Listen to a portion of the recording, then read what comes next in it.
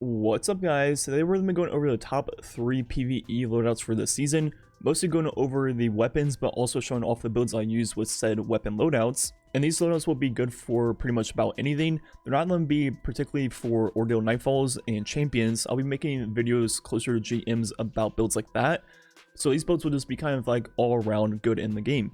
But with that being said, you can definitely adapt a lot of these builds into champion builds if that is what you're looking for. Anyways, before the video begins, my code ERROR is 30% off on G Fuel for today and tomorrow. So go ahead and click the link in the comments description and check out our store, restock up on all your favorites, or try out some of the new flavors. Anyways, let's begin with the video. These loadouts will not be in any particular order. All three are extremely good. The first one will start all with the Extraordinary Rendition, which is a new Battlegrounds SMG, which is one of the best ones in the entire game. It's a 750 with pretty much the best perks possible. Then the main piece of this build will be the Salvager Salvo, which, as you see, I already have 6.5 thousand kills with, and I honestly haven't even been playing that much this season, so that could be way higher. Then we have a free exotic heavy slot. I use Lament. Maybe once Eyes of Tomorrow is buffed, I'll use something like that. You can use pretty much any exotic DPS weapon you want.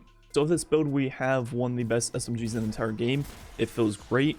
I use Frenzy all the time with this build because I'll be using the Salvo for most of the time.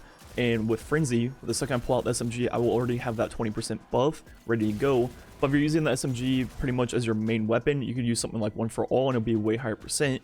But like I mentioned, the main part of this build is the Salvo. The Salvo with Chain Reaction is pretty much the best legendary actor in the game possible. The only thing that's better is Warmind Cell weapons, and it's just really fun. Then finally, we have a free exotic in our heavy slot. I usually use the Lament because it's still extremely good for single target DPS. But you could also use some of the exotic rocket launchers. They are extremely strong also. And the build I usually use with this loadout is the Bleak Watcher Stasis aspect on Warlock, which is the Stasis turret. Then I have Verity's Brow because most of my kills will be with the Salvo, so that will increase the recharge rate of the grenade. Then I also have Blast Radius and 4 copies of Firepower, so I become charged with light by getting double kill with the Salvo, which is obviously extremely easy. Then I go ahead and convert my grenade into the Stasis turret, and that will pretty much slow and freeze everything nearby. Now I get another double kill to become charged with light again with the Salvo, which will then proc Demo in the left slot. And before you know it, I have my next grenade, proccing the Verity's Brow perk over and over again, have ×5 of that, and just overall a really nasty build. Then the second build in this video will start with the Heritage or the Raid Sniper. I see a lot of people using the Raid Sniper this season for anti-barrier rounds, which makes perfect sense. I still prefer the shotgun in most cases because we have range with the Tiku's Divination, which is the new exotic bow. Then in our heavy slot we have a legendary rocket of choice. I usually use the Codewilla with Frenzy because I'll have the full damage perk every single time I pull it out for most boss fights. And overall, pretty much how this build works is you have your Tiku's Divination for your main actor, which alone is extremely strong. And with the Catalyst, this weapon is also extremely good for major actor. But you also have the Raid Shotgun or Sniper of choice, which I would recommend using the perk recombination, so you'll have ×10 whenever you pull it out. You can easily one-hit pretty much all the majors and some ultras in the game. Then you'll have your rocket launcher for boss DPS.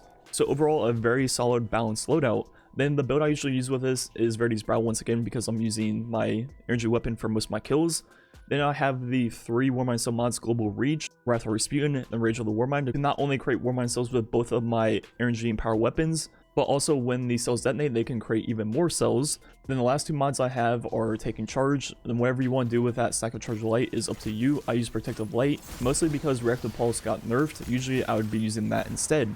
So now this build with the Warmind Cells just makes it even better for Ackler. You can just run through all the trash mobs in the game. Then when you get up to the majors, this build still keeps going.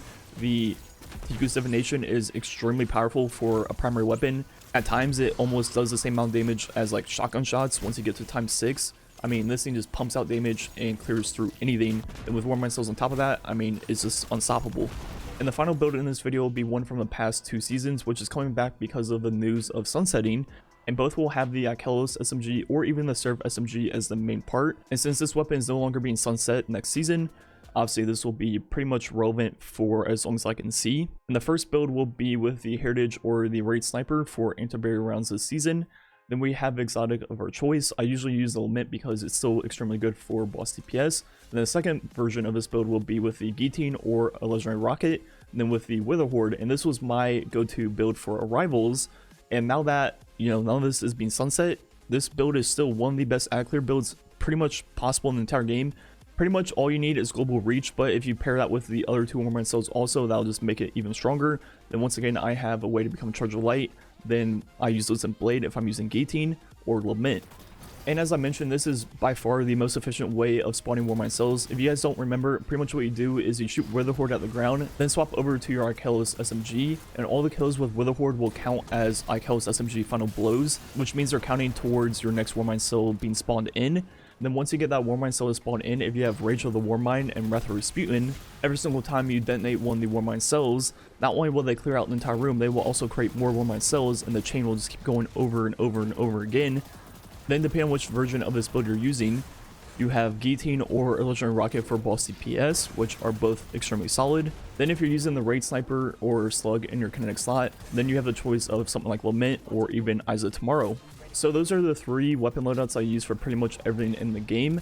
The only time I really swap off one of these builds is for raid bosses, where I pull out like Anarchy and Double Slug, or in the future with GMs I'll be using different builds then.